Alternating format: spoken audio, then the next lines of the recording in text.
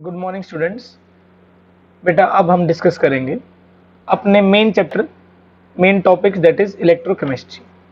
बेटा इलेक्ट्रोकेमिस्ट्री होता क्या है, मतलब क्या मतलब है सिंपली।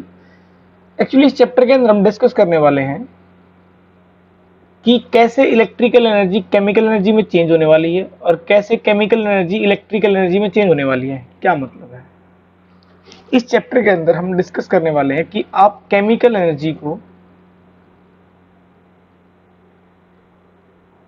किस तरीके से इलेक्ट्रिकल एनर्जी के अंदर कन्वर्ट कर सकते हैं। मींस मैं बात करने वाला हूं कि कैसे हम इलेक्ट्रिसिटी को जनरेट कर सकते हैं with the help of chemicals. Current को कैसे जनरेट कर सकते हैं सिंपली, लाइक आपकी बैटरी जो काम कर रही है वहां पर क्या हो रहा है, केमिकल एनर्जी क्या कन्वर्ट हो रही है, आपकी इलेक्ट्रिकल एनर्जी। हालांकि आपके जो घर पे बैटरी होती है उसके अंदर दोनों काम होता है, इलेक्ट्रिकल एनर्जी कन्वर्ट हो रही होती है केमिकल एनर्जी के। जिस टाइम आप चार्ज कर रहे होते हो, जिस टाइम आप चार्ज कर रहे होते हो तो आपकी इलेक्ट्रिकल एनर्जी किस में कन्वर्ट हो रही होती है, केमिकल एनर्जी में कन्वर्ट हो रही होती है। वहीं पर जब आप उसे डिस्चार्ज कर रहे हो, जब आप उसे यूज कर रहे हो तो क्या हो रहा होता है, केमिकल एनर्जी किस में चेंज हो रही है, आपकी इलेक्ट्रिकल एनर्जी के अंदर चेंज होने वाली है। तो इस प्रोसेस के अंदर हम दो टाइप्स के सेल्स को डिस्कस करने वाले हैं। फर्स्ट जो पहला सेल है उसे बोलते हैं इलेक्ट्रोलिटिक सेल। ध्यान से समझिए, पहले टाइप के सेल का नाम है इलेक्ट्रोलिटिक सेल। कोई आपसे पूछे व्हाट इज इलेक्ट्रोलिटिक सेल, एक ऐसा सेल जो इलेक्ट्रिकल एनर्जी को यूज करके केमिकल एनर्जी में कोई मतलब केमिकल्स के अंदर कोई चेंज लेके आए। सिंपली कोई ऑक्सीडेशन प्रोसेस हो या कोई रिडक्शन प्रोसेस हो, simply with the help of electricity. किसी चीज का ब्रेक डाउन हो, डिस्चार्ज हो सिंपली प्रोडक्ट्स का। तो यहां पर क्या करते हैं, in this process, in this type of cell electrical energy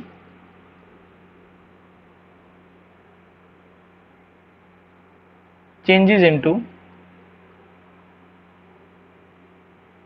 chemical energy।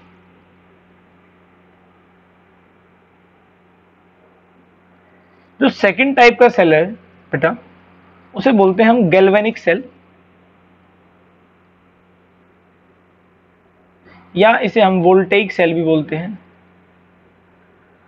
और कई बार इसे हम इलेक्ट्रोकेमिकल सेल भी बोलते हैं। क्या बोलते हैं, इलेक्ट्रोकेमिकल सेल भी बोल देते हैं।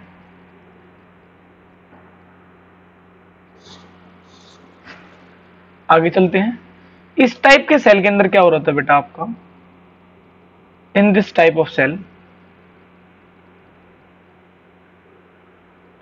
Chemical energy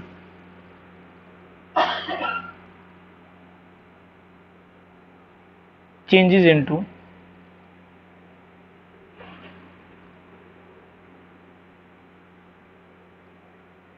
electrical energy.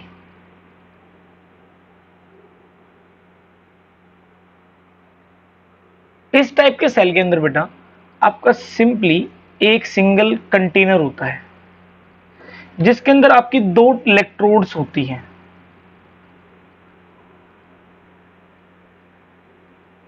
First one is anode, जिस पे आपका पॉजिटिव चार्ज होता है, और सेकंड वन इज कैथोड, जिस पे आपका नेगेटिव चार्ज होता है। इसे हम बैटरी के साथ कनेक्ट करते हैं जो आपकी इलेक्ट्रिसिटी प्रोवाइड करेगा। पॉजिटिव टर्मिनल से अटैच वाले इलेक्ट्रोड को बोलेंगे एनोड, नेगेटिव वाले टर्मिनल से जो अटैच होगा उसे बोलेंगे कैथोड।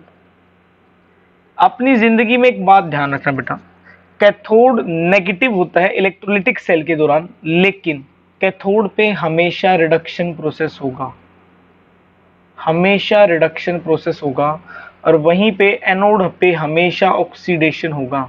मैं ये बात क्यों बोल रहा हूँ, इसको एक बार समझते हैं थोड़ा सा। वहीं पे अगर मैं बात करता हूँ वोल्टेइक सेल, गैल्वेनिक सेल या इलेक्ट्रोकेमिकल सेल, तो यहाँ पर आपके जनरली दो बीकर्स होते हैं, दो कंटेनर्स होते हैं, दो वेसल्स होते हैं आपके। सिंपली एक कंटेनर के अंदर सिंगल इलेक्ट्रोड होता है और लेफ्ट साइड में हमेशा एनोड को बनाया जाता है, लेकिन यहाँ पर एनोड पे नेगेटिव चार्ज होता है। ध्यान रखना, नेगेटिव चार्ज है। नेगेटिव टर्मिनल है। वहीं पर इलेक्ट्रोलिटिक सेल के अंदर एनोड पॉजिटिव टर्मिनल था, लेकिन इलेक्ट्रोकेमिकल सेल के अंदर एनोड आपका कैसा है, नेगेटिव टर्मिनल है। वहीं पर मैं अगर आपको किसकी बात करूं, दूसरा टर्मिनल आपका होगा कैथोड, जिसपे कैसा चार्ज होगा, पॉजिटिव। इसलिए मैंने आपको बताया एनोड पॉजिटिव होता है इलेक्ट्रोलाइटिक सेल के अंदर, लेकिन वहीं पर एनोड नेगेटिव होता है गैल्वेनिक सेल, इलेक्ट्रोकेमिकल सेल या वोल्टेइक सेल के अंदर। लेकिन एक बात कॉमन है, एनोड चाहे कहीं पर भी हो, इस इलेक्ट्रोड पे ऑक्सीडेशन ही होगा। क्या होगा, ऑक्सीडेशन। इसलिए हम यहां पर पढ़ते हैं लोन, इस वाले के लिए हम क्या एक ट्रिक याद करने के लिए कि लेफ्ट साइड पे हमेशा ऑक्सीडेशन होगा, उस इलेक्ट्रोड का नाम एनोड होगा, एन से नेगेटिव होगा, लेफ्ट ऑक्सीडेशन एनोड नेगेटिव। आप इसे ही ध्यान रख सकते हैं सिंपली। यहां पर आप याद रख सकते हैं राइट साइड में रिडक्शन होगा कैथोड पे और चार्ज कैसा होगा, पॉजिटिव। यहां पर हम लोग क्या करते हैं, बल्ब अगर हम इंट्रोड्यूस कर दें तो बल्ब आपका ग्लो करेगा। यहां पर एक इलेक्ट्रिकल न्यूट्रलिटी बनाने के लिए हम बीच में एक सोल्ट ब्रिज भी इंट्रोड्यूस करते हैं, जिसकी फंक्शनिंग हम बाद में देखेंगे। इसे हम बोलते हैं सोल्ट ब्रिज।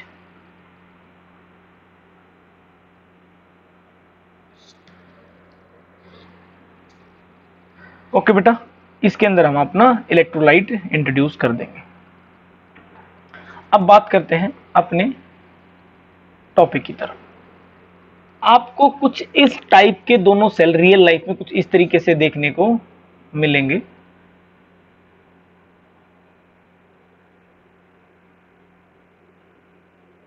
जैसे कि एक ही सिंगल बीकर के अंदर एनोड होगा, उसी के अंदर कैथोड होगा, एनोड पे नेगेटिव चार्ज होगा, कैथोड पे, एक सेकेंड बेटा जी, एनोड पे यहां पॉजिटिव चार्ज होता है, ये गलत मेंशन है यहां पर, और कैथोड पे कैसा होता है आपका, नेगेटिव।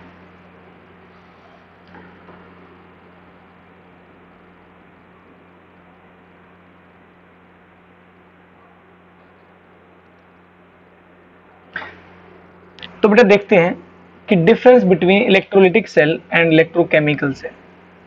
तो इलेक्ट्रोकेमिकल सेल के बारे में मैंने आपको बताया कि ऐसा सेल जिसके अंदर केमिकल एनर्जी किसके अंदर चेंज होती है बेटा, आपकी केमिकल एनर्जी किसके अंदर चेंज होगी, आपकी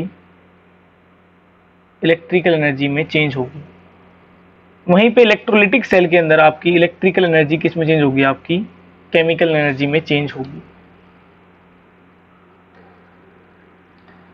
अगर मैं बात करूं यहां पर, एनोड आपका नेगेटिव होगा, लेकिन क्या टेक पार्ट कर रहा होगा वहां पर, ऑक्सीडेशन।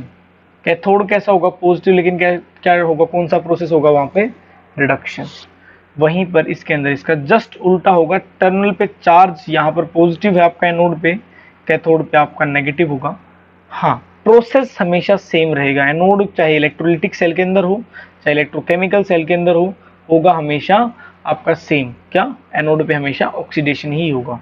यहाँ पर जो ऑक्सीडेशन प्रोसेस है और रिडक्शन प्रोसेस है वो डिफरेंट डिफरेंट कंटेनर के अंदर होता है, लेकिन यहाँ पर एक ही कंटेनर होता है तो दोनों काम एक ही कंटेनर के अंदर होता है। यहाँ पर एक सोल्ट ब्रिज की रिक्वायरमेंट होती है, जो मैंने आपको दिखाया अभी 2 सेकंड पहले। मैं कुछ डायग्राम दिखाना चाहूंगा आपके साथ। तो आप इस तरीके से सोल्ट ब्रिज आपका होगा, यहाँ पर कोई सोल्ट ब्रिज की कोई रिक्वायरमेंट नहीं होती। इस स्टेप को हम बाद में देखेंगे जब हम पढ़ेंगे। ये प्रोसेस आपका स्पॉन्टेनियस है, इसमें कोई एक्सटर्नल फैक्टर की रिक्वायरमेंट नहीं है। ये प्रोसेस जैसे ही आप सिंपली कनेक्ट करोगे इलेक्ट्रिसिटी जनरेट होनी शुरू। लेकिन ये प्रोसेस नॉन स्पॉन्टेनियस है, जब तक आप इलेक्ट्रिसिटी सप्लाई नहीं करेंगे ये प्रोसेस स्टार्ट नहीं होगा, क्योंकि without electricity the chemical change will not occur. यहाँ पर आपका डेल्टा जी नेगेटिव है, मैंने बताया स्पॉन्टेनियस प्रोसेस के लिए गिब्स फ्री एनर्जी आपका क्या होता है, नेगेटिव होता है, लेकिन यहाँ पर आपका पॉजिटिव होगा। फ्लो ऑफ इलेक्ट्रॉन को हम इसे समझेंगे जब हम फिलहाल इसका मैकेनिज्म डिस्कस करने वाले हैं, तो हम इसे एक बार दोबारा से डिस्कस करेंगे इस टॉपिक को। तो फिलहाल आपको कुछ इस तरीके से डायग्राम दिखाई देगा, ठीक है। इन्हें हम डिटेल में डिस्कस करेंगे पूरे चैप्टर के अंदर। तो अब हम फिलहाल डिस्कस करते हैं इलेक्ट्रोलिटिक सेल को। First of all we are going to discuss electrolytic cell. ध्यान से समझिए, तो कोई आपसे पूछे इलेक्ट्रोलाइटिक सेल क्या होता है, तो आप बोलेंगे इलेक्ट्रोलाइटिक सेल वो सेल है जिसके अंदर केमिकल एनर्जी, जिसके अंदर इलेक्ट्रिकल एनर्जी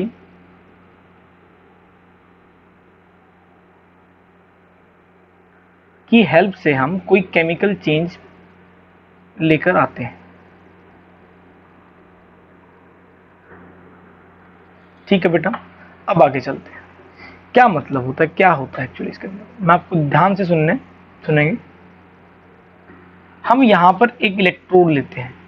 ये इलेक्ट्रोड आपका किसी भी मेटल का बना हो सकता है, लेकिन जनरली हम इस इलेक्ट्रोड को, इन दोनों इलेक्ट्रोड्स को हम किन का लेते हैं, ये इलेक्ट्रोड जनरली प्लेटिनम का लिया होता है ताकि ये खुद रिएक्ट ना करे, ऐसा मेटल जो खुद रिएक्ट ना करे, या ग्रेफाइट का हम ले सकते हैं सिंपली, क्योंकि graphite is a good conductor of electricity. दोनों के दोनों आप प्लेटिनम के ले सकते हैं, कोई डाउट नहीं, कोई दिक्कत नहीं, आप दोनों प्लेटिनम के लीजिए। अब आप इसके अंदर सपोज करिए आपने इस सॉल्यूशन, इस जो इसके अंदर सॉल्यूशन है वो आपने मोल्टन NaCl डाल दिया। अब मोल्टन NaCl का मतलब है इसके अंदर प्योर फॉर्म में क्या प्रेजेंट है, सोडियम क्लोराइड, जो आयनाइज हो गए किसमें टूट जाएगा आपका Na+ के अंदर, सोडियम प्लस और क्लोरीन माइनस के अंदर। इसके अलावा इसके अंदर कोई तीसरा आयन प्रेजेंट नहीं होगा। जब आप इसे इलेक्ट्रिसिटी से कनेक्ट करेंगे तो होगा क्या, ये टर्मिनल आपका पॉजिटिव टर्मिनल होगा और ये आपका क्या होगा, नेगेटिव टर्मिनल होगा।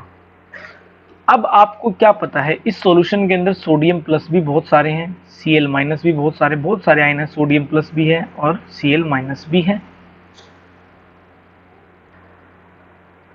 अब आप मुझे ये बताइए कि पॉजिटिव टर्मिनल को हम यहाँ क्या बोलते हैं, सिंपली एनोड बोलते हैं, और नेगेटिव टर्मिनल को हम क्या बोलते हैं, सिंपली कैथोड बोलते हैं। तो फॉर योर काइंड इंफॉर्मेशन आपको ये पता होना चाहिए कि पॉजिटिव इलेक्ट्रोड के पास पॉजिटिव आयन तो जाएगा नहीं, क्यों नहीं जाएगा, रिपल्शन होगा। इसे क्या बोलते हैं आप लोग, कैटायन बोलते हैं। पॉजिटिव आयन को क्या बोलते हैं, कैटायन, और नेगेटिव क्या बोलते हैं, एनायन। तो आप मुझे सोच के बताइए कि एनोड पे जो कि पॉजिटिवली चार्ज है तो उसके पास कौन जाएगा, सिंपल सी बात है, पॉजिटिव जाएगा तो रिपेल करेगा, ये तो इसे रिपेल करेगा, तो ये तो सोडियम तो जाएगा नहीं, कौन जाना पसंद करेगा, क्लोरीन जाना पसंद करेगा। अब लिखते हैं एनोड, तो एनोड पे रिएक्शन लिखते हैं, इसकी क्या होगी बेटा, तो आप लिखेंगे कि जी एनोड पे तो होता है, सर ने बताया था ऑक्सीडेशन होता है, तो आप इस पे कौन सा प्रोसेस करेंगे, ऑक्सीडेशन। और ऑक्सीडेशन का मतलब क्या होता है, लॉस ऑफ इलेक्ट्रॉन। क्या होता है, लॉस ऑफ इलेक्ट्रॉन, की जो आयन इसके पास जाएगा उसे अपने इलेक्ट्रॉन छोड़ने पड़ेंगे। तो इसके पास कौन जा रहा है, क्लोरीन। तो होगा क्या बेटा, इस पे एक रिएक्शन होगी, जो क्लोरीन माइनस है किसमें कन्वर्ट हो जाएगा, Cl के अंदर कन्वर्ट होगा और एक इलेक्ट्रॉन आपका रिलीज कर देगा। अब अकेला क्लोरीन एटम तो स्टेबल होता नहीं है, तो होगा कि एक्चुअली दो क्लोरीन साथ में जाएंगे। ये लो जी गई, दो क्लोरीन ले लिया हमने, दो इलेक्ट्रॉन निकल गए। ये दोनों क्लोरीन कंबाइन करके क्या बना लेंगे, आपके Cl2 गैस। तो आप एग्जाम के अंदर डायरेक्ट भी लिख सकते हैं कि 2Cl माइनस किस में कन्वर्ट हो जाएंगे, सिंपल Cl2 प्लस 2 इलेक्ट्रॉन। आप जैसे चाहो डायरेक्ट इक्वेशन चाहो डायरेक्ट लिख लो, कोई दिक्कत नहीं। इसी को हम प्राइमरी चेंज बोलते हैं केमिस्ट्री में, कि इस प्रोसेस के अंदर कोई आपसे पूछे प्राइमरी चेंज क्या है, तो आप बोलेंगे कि प्राइमरी चेंज एनोड पे ये है कि क्लोरीन गैस निकल रही है। तो आपसे एग्जाम में पूछा जा सकता है कि बताओ एनोड पे कौन सी गैस रिलीज हो रही, तो आप बोलेंगे Cl2 गैस रिलीज हो रही है, जो बाहर इवेपोरेट होकर बाहर निकल जाएगी गैस की फॉर्म में। अब बात बची कैथोड पे, भाई कैथोड पे कौन जाएगा। अब कैथोड खुद कैसा है, नेगेटिवली चार्ज है। आपको पता है कैथोड पे क्या होता है, रिडक्शन होता है, और रिडक्शन का मतलब क्या होता है, गेन ऑफ इलेक्ट्रॉन।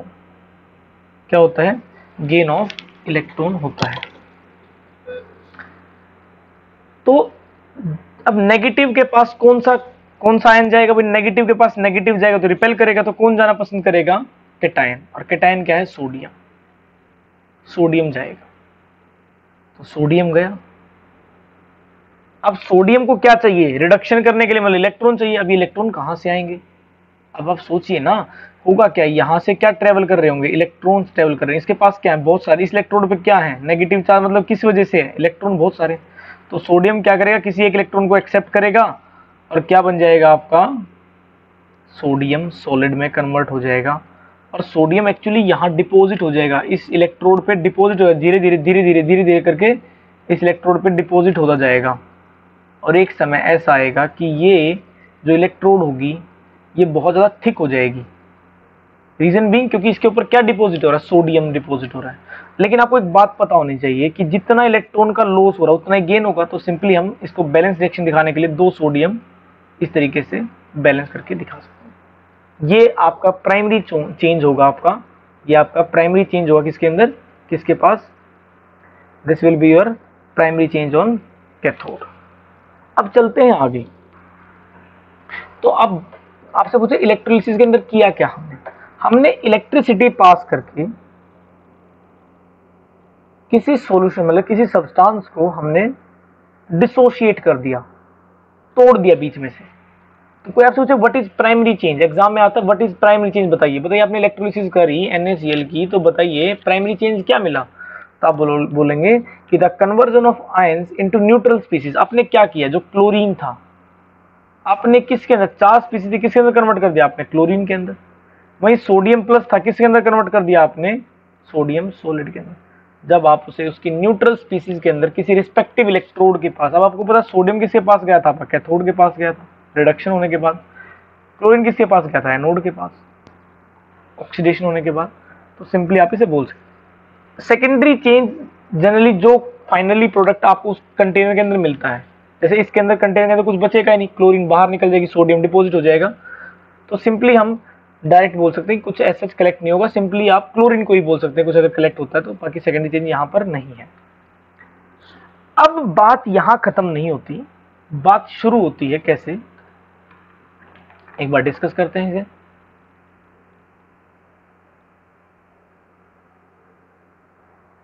तो बेटा बात ऐसी है कि अगर इलेक्ट्रोलिसिस प्रोडक्ट्स, मतलब इलेक्ट्रोलिसिस जब आप कर रहे हो और आपके पास एक से ज्यादा कैटायन हो और एक से ज्यादा एनायन है, सपोज करिए एक एग्जांपल लेते हैं आपके सामने।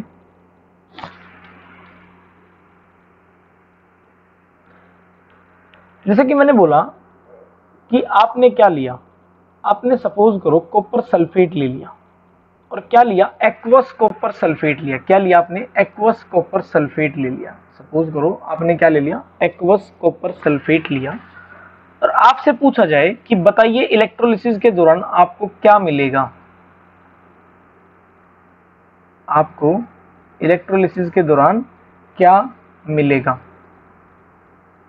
तो आप बोलेंगे कि सर देखो देखो एग्जाम्पल, देखो ये डायग्राम बताने की कोई नीड नहीं है, आपको एग्जाम में नहीं बनाना डायग्राम, लेकिन आपको समझने के लिए पता होना चाहिए कि प्रोसेस कैसे हो रहा है।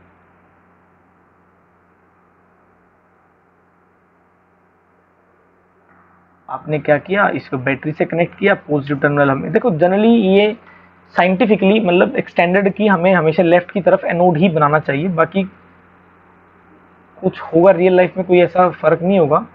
तो एनोड पे पॉजिटिव चार्ज है, कैथोड पे कैसा आपका नेगेटिवली चार्ज है।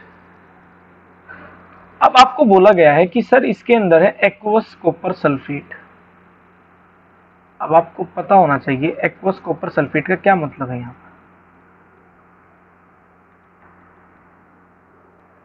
तो बेटा आपको क्या पता है कि कॉपर सल्फेट, इसके अंदर एक्वस का मतलब क्या बेटा, वाटर, कि आपने कॉपर सल्फेट का सॉल्यूशन किसके अंदर बनाया है, वाटर के अंदर बनाया है। तो अब आप सोच के देखिए आपके पास क्या चीज है, आपको क्या क्या चीज मिलेगी। आपके पास है कॉपर सल्फेट, आपकी नीड क्या है कि कॉपर 2+ के अंदर डिसोशिएट होगा और सल्फेट किसके अंदर 2 डिसोशिएट होगा, SO4 sorry copper sulphate copper 2+ और SO4 2- के अंदर। लेकिन आप सोच के देखिए वाटर भी तो है, वाटर भी तो आयनाइज होगा H+ में और OH- आयन के अंदर। अब आप सोचिए एक बात, कैटायन कितने हैं आपके पास, 2 हैं, एनायन भी कितने हैं आपके पास, 2 हैं। अब आपसे कोई ये पूछ ले कि बताओ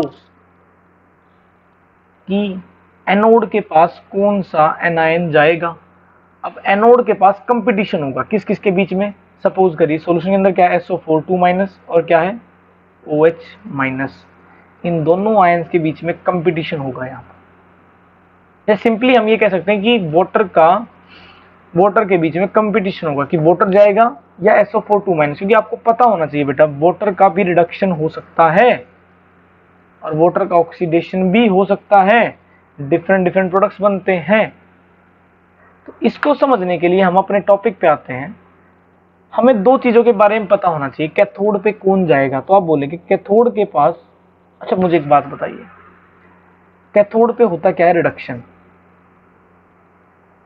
और एनोड पे क्या होता है ऑक्सीडेशन। तो बेटा दो टाइप के पोटेंशियल्स डिफाइंड हैं, ये पोटेंशियल हमने हाइड्रोजन के रिस्पेक्ट में डिटरमाइन करें, ये वैल्यू फिक्स्ड हैं, इन्हें हम सिंपली बोलते हैं स्टैंडर्ड रिडक्शन पोटेंशियल।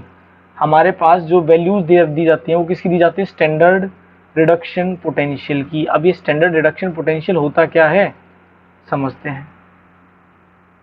जैसे मैं बोलता हूं किसी बच्चे की पास होने की टेंडेंसी, मतलब उसके अंदर पास होने का कितना पोटेंशियल है या फेल होने का कितना पोटेंशियल है, किसी काम करने के प्रति उसका कितना पोटेंशियल है, उसी को हमने डिफाइन किया गया, मतलब उसको वैल्यूज निकाली गई क्वांटिटेटिवली और उसे डिजाइन किया गया हाइड्रोजन के रिस्पेक्ट में सिंपली। तो वैल्यूज होती हैं एक्चुअली, उन वैल्यूज मतलब पोटेंशियल, जैसे मार्क्स होते हैं आप एग्जाम में कि जितने ज्यादा मार्क्स मतलब उतना ज्यादा इंटेलिजेंट, सिंपली ये चीजें आप लोग की। लेकिन ये दो टाइप के पोटेंशियल होते हैं। रिडक्शन पोटेंशियल मतलब वो कितना रिड्यूस होना चाहता है कि उसका खुद का रिडक्शन कितना होना होगा, और कोई आपसे ऑक्सीडेशन मतलब कितना ज्यादा उसका ऑक्सीडेशन होना वाला है, उतना ही ज्यादा उसका ऑक्सीडेशन पोटेंशियल होगा। मतलब मैं सिंपली बोल सकता हूं जितना ज्यादा उसका रिडक्शन होने की चांसेस हैं उसकी वैल्यू उतनी ज्यादा रिडक्शन पोटेंशियल की होगी। और अगर वो कोई एलिमेंट अपना ऑक्सीडेशन चाहता है तो उसका स्टैंडर्ड ऑक्सीडेशन पोटेंशियल ज्यादा होगा। लेकिन बेटा एक यहां पर एक छोटा सा प्रॉब्लम है, हमने जितनी भी वैल्यूज हमने निकाली हैं, हमारे पास जो टेबल अवेलेबल है आप एनसीईआरटी में चेक करेंगे तो हमारे पास जो वैल्यूज हैं जितनी भी, वो वैल्यूज किसकी हैं, वो सभी एलिमेंट की किस टर्म में हमने डिफाइन करी है, स्टैंडर्ड रिडक्शन पोटेंशियल। मैंने आरपी लिख रहा हूं रिडक्शन पोटेंशियल को। तो मैं ये बोल सकता हूं किसी की जितनी ज्यादा रिडक्शन पोटेंशियल की वैल्यू होगी उतनी ही उसकी कम स्टैंडर्ड ऑक्सीडेशन पोटेंशियल की वैल्यू होगी। मतलब मैं ये बोल सकता हूं reduction potential is equal to the minus of oxidation potential, सिर्फ साइन का फर्क होगा कि जितनी ज्यादा। एक एग्जांपल देता हूं, मैंने बोला किसी की वैल्यू 3.0 वोल्ट है रिडक्शन पोटेंशियल की, सपोज करो ए एलिमेंट है, तो वहीं पर बोला मैंने आरपी की वैल्यू कितनी है बी, इसकी वैल्यू सपोज करो 2.6 वोल्ट है। मैं आपसे बोलूं बताओ किसका रिडक्शन ज्यादा होगा, तो आप बोलेंगे सर जितनी ज्यादा रिडक्शन पोटेंशियल की वैल्यू उतना ही ज्यादा उसका रिडक्शन होगा।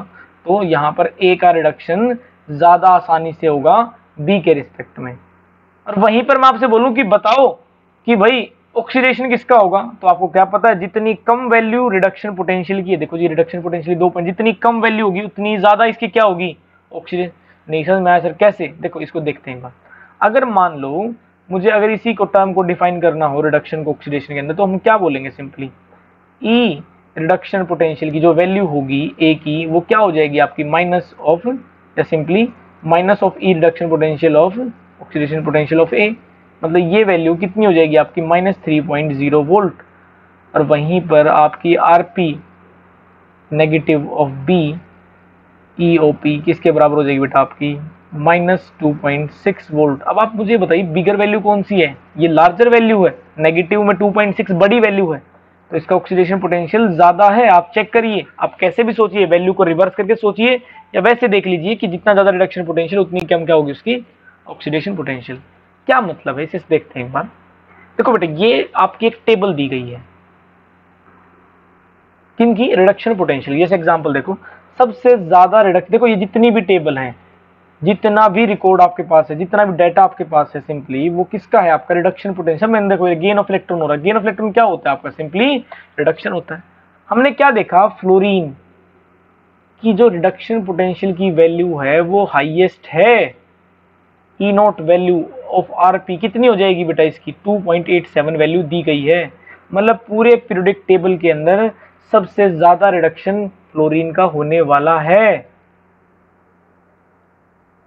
और जो जितना ज्यादा जिसका रिडक्शन होगा वो उतना ही अच्छा क्या होगा, ऑक्सीडाइजिंग एजेंट होगा। आपको पता होगा ऑक्सीडाइजिंग एजेंट क्या होते हैं, जिनका खुद का क्या हो, रिडक्शन हो, जिनका सेल्फ क्या हो, रिडक्शन हो। और रिडक्शन पोटेंशियल की वैल्यू ज्यादा, मतलब आरपी की वैल्यू ज्यादा है। आप इसको इस तरीके से डील कर सकते हैं। ठीक है बेटा जी। अब ये सारी वैल्यू आपको याद रखने की नीड नहीं है, कुछ कुछ वैल्यूज आप इसे ध्यान रख सकते हैं।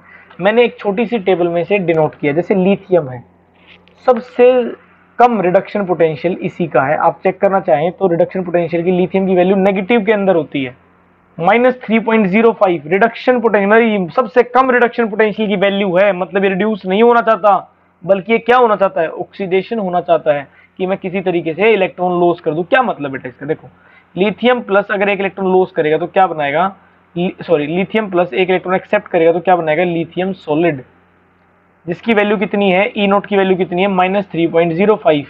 लेकिन ये चाहता नहीं, माइनस का मतलब ये नहीं चाहता होना, तो ये क्या होना चाहता है, लिथियम सॉलिड किस में कन्वर्ट होना चाहता है, रिवर्स कर दिया हमने, तो वैल्यू भी क्या हो जाएगी। अब ये रिडक्शन पोटेंशियल से क्या बन गया आपका, ऑक्सीडेशन आरपी लिख दिया मैंने, इसका मतलब क्या होगा ये कि जी ऑक्सीडेशन सबसे ज्यादा होना चाहता है इसका। और ये सभी रेफरेंस वैल्यू हाइड्रोजन, हमने हाइड्रोजन का ऑक्सीडेशन पोटेंशियल 0 माना है यहाँ पर बेटा।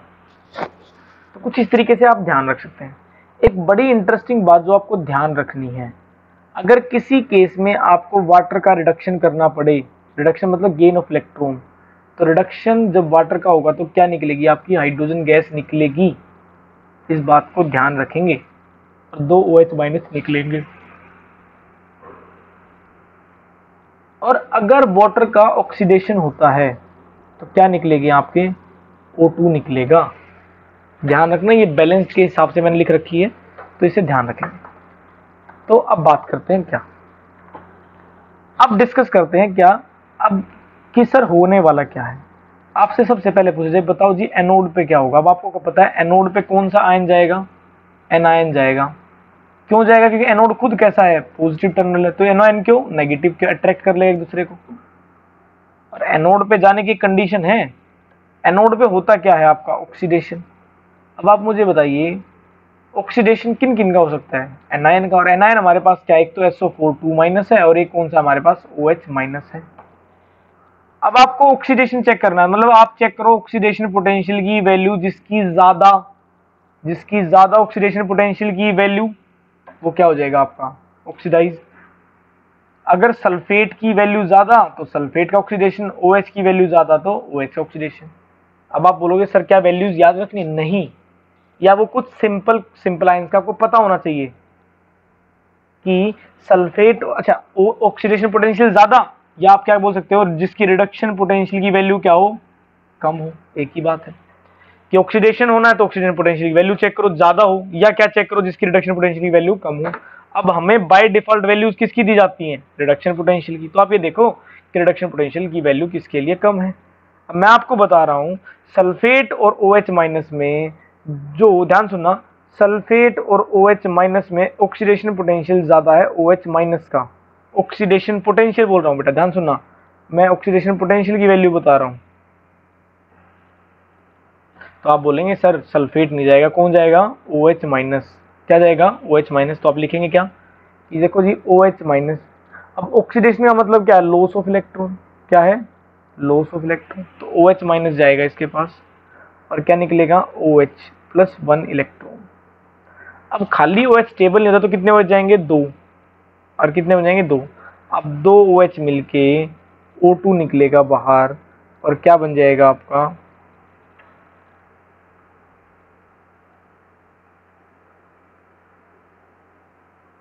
Half H2O।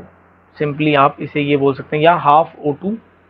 इस तरीके से आप, कि अगर 2 OH- का अगर क्या होता है ऑक्सीडेशन, तो 2 OH बनते हैं। आप इसे डायरेक्ट भी लिख सकते हैं, ये स्टेप, ये वाला स्टेप दिखाने की रिक्वायरमेंट नहीं होती, और यहाँ 2 इलेक्ट्रॉन निकलेंगे, तो आप डायरेक्ट भी लिख सकते हैं 2H माइनस जी, देखो जी हाफ O2 में कन्वर्ट होंगे और एक मोलिक्यूल पानी का निकलेगा और 2 इलेक्ट्रॉन बाहर निकलेंगे। आप सिंपली ये बोलेंगे। क्या मतलब है सर इसका? इसका मतलब ये है कि OH एनोड के पास जाएगा और किसके अंदर कन्वर्ट हो जाएगा? O2 के अंदर कन्वर्ट हो जाएगा सिंपली। और यहाँ से क्या निकले? इलेक्ट्रॉन। कितने इलेक्ट्रॉन निकले? 2। तो ये इलेक्ट्रॉन कहाँ से ट्रेवल करेंगे? आपके यहाँ से ट्रेवल करेंगे इलेक्ट्रॉन और किसके पास इकट्ठे हो जाएंगे? एक्यूमुलेट हो जाएंगे कैथोड के पास, ताकि रिडक्शन हो सके। अब बात करते हैं कैथोड पे। अब आपको पता होना चाहिए कैथोड पे ना क्या होता है? रिडक्शन। कैथोड पे क्या होता है आपका? रिडक्शन। अब रिडक्शन जी देखो, कैथोड खुद कैसा होता है? नेगेटिव। तो इसके पास कौन से आयन जा सकते हैं? Positive ion. और पॉजिटिव आयन आपके कौन से हैं? 2 हैं जी। वो 2 कौन से आपके? या तो कॉपर 2+ जाएगा या H+ जाएगा। अब रिडक्शन के लिए क्या देखना पड़ेगा? जिसके रिडक्शन पोटेंशियल की वैल्यू ज्यादा हो या ऑक्सीडेशन पोटेंशियल की वैल्यू कम हो। तो हम चेक करेंगे यहाँ पर क्या रिडक्शन पोटेंशियल की वैल्यू किसकी ज्यादा है। अब मैं आपको बता रहा हूँ कि बेटा ये सीरीज होती है आपकी सिंपली Zn2+, इसको ऐसे लिख लें, चाहो तो आप ऐसे लिख लो, सोडियम प्लस की सबसे कम, फिर Zn2+ की, फिर आप लोग लिखेंगे H+ की। ये कुछ आयन से जो एग्जाम में आते हैं आपके, कॉपर 2+ की, फिर Ag की आपकी, सिल्वर की। ये किसका ऑर्डर है आपका? ये ऑर्डर किसका बेटा? आपका सिंपली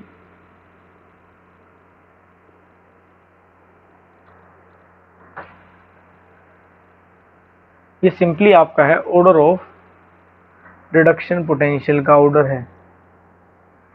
तो आप चेक करिए कॉपर में और H+ में किसकी वैल्यू ज्यादा है? कॉपर की। तो कॉपर आयन का क्या होगा? रिडक्शन। तो ये 2 इलेक्ट्रॉन जो निकले थे उन्हें कौन एक्सेप्ट कर लेगा? कॉपर एक्सेप्ट कर लेगा। कौन एक्सेप्ट कर लेगा? आपका सिंपली कॉपर एक्सेप्ट कर लेगा। और किस में कन्वर्ट हो जाएगा? आपका कॉपर सॉलिड के अंदर कन्वर्ट हो जाएगा। मतलब कॉपर 2+ आयन 2 इलेक्ट्रॉन एक्सेप्ट करेंगे और किस में कन्वर्ट हो जाएंगे? आपके कॉपर सॉलिड के अंदर कन्वर्ट हो जाएगा। मतलब क्या है सर कि अगर इसके अंदर कॉपर 2+ आयन होंगे वो आपके इसके ऊपर जाके डिपॉजिट हो जाएंगे। मतलब ये रोड आपकी क्या हो जाएगी? कैथोड क्या हो जाएगा? थिक हो जाएगा। क्या हो जाएगा? कॉपर आपका क्या हो जाएगा? थिक। अब एक बात करें, अब मैंने आपको बोला था कि डिफरेंस करते वक्त मैं आपको समझाऊंगा कि हम किसकी बात करने वाले हैं। डिफरेंस में पॉइंट था, मैं आपको बता, देखो यहाँ पर अब आप चेक करिए फ्लो ऑफ इलेक्ट्रॉन कहाँ से कहाँ हुआ? एनोड से कैथोड। कैथोड के पास क्या हो रहे हैं? इलेक्ट्रॉन जाके एक्यूमुलेट हो रहे हैं ताकि इन्हें सोडियम एक्सेप्ट कर ले और किस में कन्वर्ट हो जाए? आपका सोडियम सॉलिड के अंदर कन्वर्ट हो जाए। तो फ्लो ऑफ इलेक्ट्रॉन हमेशा कहाँ से कहाँ होता है? Anode to cathode. इसे ध्यान रखेंगे। ओके बेटा, तो इसी तरीके से कुछ एक आध एग्जाम्पल और देख लेते हैं सर, है ना। जैसे एग्जाम्पल अगर मैं बात करूं, क्वेश्चन आए एग्जाम में कि बताओ कि अगर आप इलेक्ट्रोलिसिस कर रहे हैं, सपोज करो आप AgCl की, अगर मैं इसको एग्जांपल लिख दूं मोल्टन AgCl की। देखो कई बार ऐसे लिखा मिलेगा मोल्टन AgCl की आपने क्या की? इलेक्ट्रोलिसिस करी। या आप सिंपली लिखो AgNO3 की आपने क्या करी? मोल्टन AgCl ले लेते हैं, पहले सिंपल दोनों ले लेंगे, पहले AgCl ले लेते हैं। मोल्टन AgCl की आपने इलेक्ट्रोलिसिस करी यूजिंग प्लेटिनम इलेक्ट्रोड। ये प्लेटिनम आपको सिर्फ ये बता रहा है कि आपको अब की बार इलेक्ट्रोड को रिएक्ट नहीं कराना। हमारे सिलेबस में हम इलेक्ट्रोड को भी लेंगे 1 बाय 1 करके। तो आप सिंपली क्या सोचेंगे? देखो शुरुआत कैसे सोचना है। एग्जाम्पल, सबसे पहले आप AgCl को मोल्टन लिखा है तो सिर्फ मोल्टन मतलब सिर्फ AgCl ही है इसके अंदर। तो किस में कन्वर्ट होगा? आपका Ag+ के अंदर। और किस में कन्वर्ट होगा? आपका Cl- के अंदर। बेटा एनोड खुद कैसा होता है? आपका पॉजिटिव। तो इसके पास कौन सा आयन जाएगा? एनायन। एनायन कौन है यहाँ पर? Cl-। और Cl- जाके यहाँ पर क्या करना पड़ेगा? अब एनोड पे क्या होता है आपका? ऑक्सीडेशन। तो आप सिंपली क्या लिखेंगे कि Cl- ने एक इलेक्ट्रॉन लॉस करा, 2 Cl- जाएंगे तो क्या बनेगा? Cl2। डायरेक्ट लिख रहा हूँ मैं इस तरीके से। आप एनोड पे ये लिखेंगे। आपको ये दिखाने की भी नीड नहीं है, कोई रिक्वायरमेंट नहीं है, आपको सिर्फ पता होना चाहिए एनोड पे ये होगा, कैथोड पे क्या होगा। अब आपका अब कैथोड पे बोलेंगे सर कि Cl है आपका Ag+ जाएगा, क्योंकि कैथोड खुद कैसा होता है? नेगेटिव। नेगेटिव के पास कौन जाएगा? कैटायन जाएगा। कैटायन एक ही है, वो Ag है। Ag क्या करेगा? 2 Ag क्या करेंगे? यहाँ से सिंपली 2 इलेक्ट्रॉन एक्सेप्ट करेंगे। देखो 2 इसलिए लिए क्योंकि रिक्वायरमेंट एक ही, एक सिल्वर का आयन को, लेकिन हम 2 इसलिए ले रहे हैं ताकि वो बैलेंस हो जाए सिंपली। तो 2 Ag सॉलिड आपके डिपोजिट हो जाएंगे सिंपली। अच्छा एक बात और है, अगर कोई आपसे पूछे बताओ इसके अंदर सेकेंडरी प्रोडक्ट क्या है, आप सेकेंडरी प्रोडक्ट देखो क्या क्या बचा, एक तो वाटर बचा, सॉरी वाटर से H+ जो कहीं नहीं गया, सॉल्यूशन के अंदर क्या बचा रह गया, H+ बचा रह गया, और क्या बचा रह गया, सल्फेट। तो लास्ट में क्या बना लेंगे दोनों मिलके आपके, H2SO4, क्योंकि देखो OH- तो बाहर निकल गया, कॉपर भी बाहर निकल गया, सॉल्यूशन में क्या बचा रह गया, H+ और, तो सिंपली दोनों कंबाइन करके क्या बना लेंगे आपके H2SO4, सल्फ्यूरिक एसिड की फॉर्मेशन आपकी हो जाएगी। ठीक है बेटा, तो आज इतना ही करते हैं, आज के लिए थैंक यू बेटा।